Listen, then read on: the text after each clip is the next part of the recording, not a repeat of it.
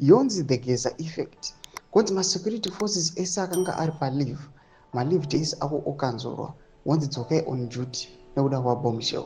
Sanapinda mashoko atoona kuti anoda news day toona kana kuda nyika chinzi government cancels security forces leave panguva inoi ndokuti bva subscribe or like on the bell icon. Tipinda panapa mu news day vanobuda nyora vachiti government has recalled security forces from leave on the 11th hour, ordering them to report for duty immediately ahead of today's planned protest.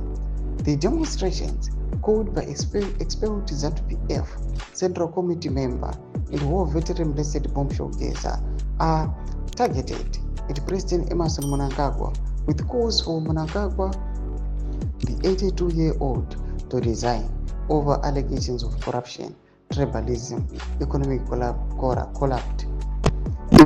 collapse, corruption.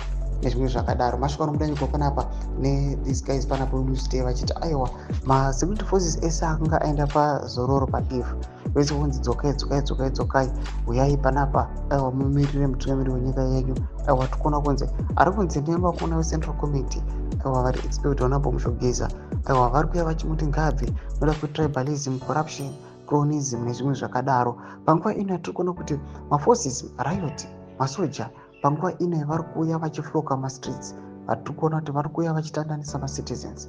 Zvitiko zvonyatsoonekwa kunzi panguva ino aiwa mutambo uye wachizotsvuka ropa panapa vanhu vachiona kufighta back kuri kuitwa nabombshell Geza namaforces ake.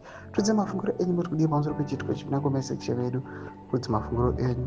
Sana subscribe or like, turn on the bell icon.